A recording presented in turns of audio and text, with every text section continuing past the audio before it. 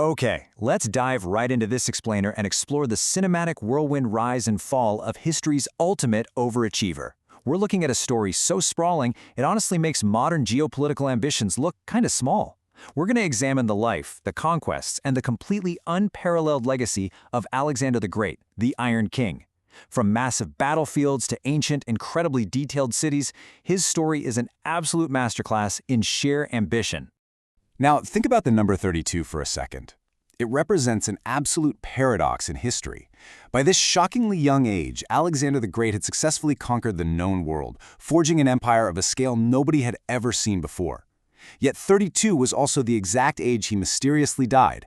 In just over a decade of rule, he accomplished what entire dynasties couldn't even manage in centuries. So how on earth did a single individual achieve so much so incredibly fast? Well, let's get into it. Section 1. The Boy King takes over. To really grasp his colossal impact, we have to start at his foundation and see exactly how a young prince was thrust into power, and his ascent started early. Born in 356 BC, he wasn't just handed your standard royal tutors. He was educated by the legendary philosopher Aristotle. I mean, imagine having the ancient equivalent of Albert Einstein as your high school teacher. But this privileged youth was violently shattered in 336 BC. His father, King Philip II, who had literally just united Greece, was suddenly assassinated. Just like that, in the blink of an eye, at only 20 years old, Alexander is crowned king. Now, obviously inheriting a throne at 20 doesn't mean you automatically command respect. Let's be real, most 20-year-olds today are just trying to figure out their college majors. Before he could look outward to fulfill his father's grand ambitions, the young king had to face intense domestic turmoil. Rebellions sparked almost immediately. But Alexander? He didn't hesitate for a second. He swiftly and decisively crushed these uprisings, locking down his absolute rule over Macedonia and a newly united Greece. He proved right out of the gate that he was not just some boy king, he was a literal force of nature. Moving right along to Section 2, toppling the Persian Empire. With his home base totally secured, Alexander aimed at the impossible, his father's ultimate, unfulfilled vision of invading the formidable Persian Empire. And we are talking about a massive mismatch in sheer scale here. Alexander pitted his highly trained, tightly formed Greek and Macedonian soldiers, guys wielding these massive 18-foot spears, against the sprawling superpower of the ancient world, led by King Darius III. This perfectly sets the stage for a spectacular clash, not just of weapons and armor, but of entirely different cultures and military tactics. In a relentless blitz across the continent, Alexander utilized just incredibly brilliant strategies. Take the Siege of Tyre, for example. He literally ordered his men to build a half-mile land bridge across the sea just to conquer an island fortress. No way, right? But he did it. Through the Battle of Granicus, the Battle of Issus, and that monumental Siege of Tyre, he systematically collapsed Persian resistance. At every single step, he outmaneuvered enormous armies, bringing the once invincible Persian military machine right to its knees.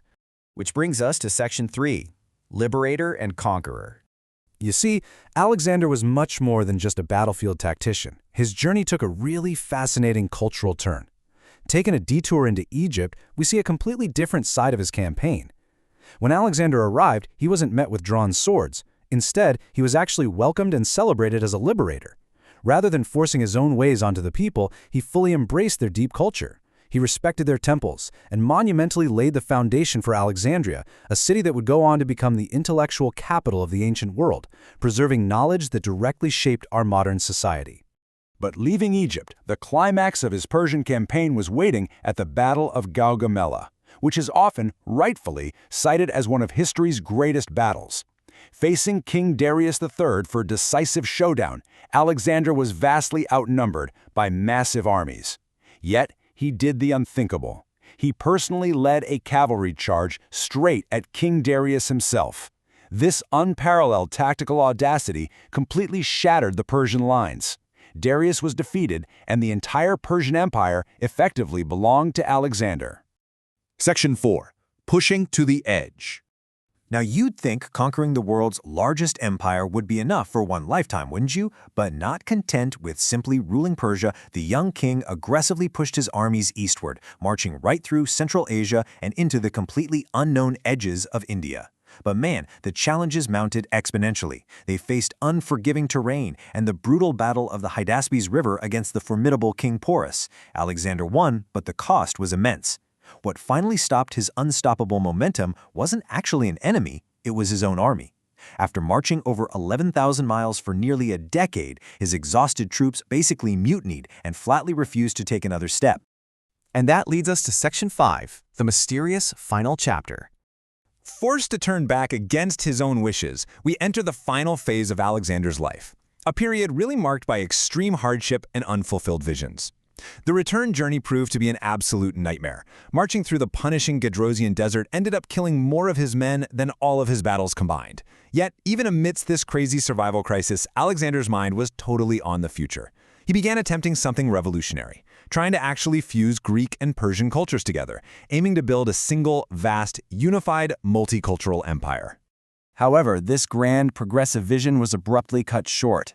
In the ancient city of Babylon, in 323 BC, Alexander fell ill and died. Was it malaria, typhoid, maybe even poison?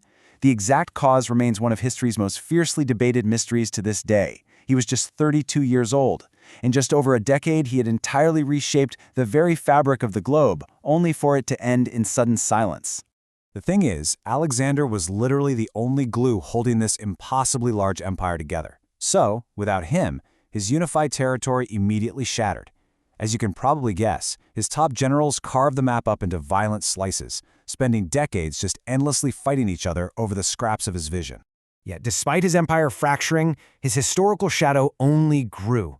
His blending of Eastern and Western traditions sparked the entire Hellenistic period, fundamentally shaping the art, architecture, and language of the modern world. The strategies he pioneered? They're literally still taught in military academies today. His legacy as one of the greatest military commanders to ever live is permanently etched into human civilization. Which leaves us pondering one monumental what-if. What would the world look like today if Alexander had lived past the age of 32? Just how much more of the globe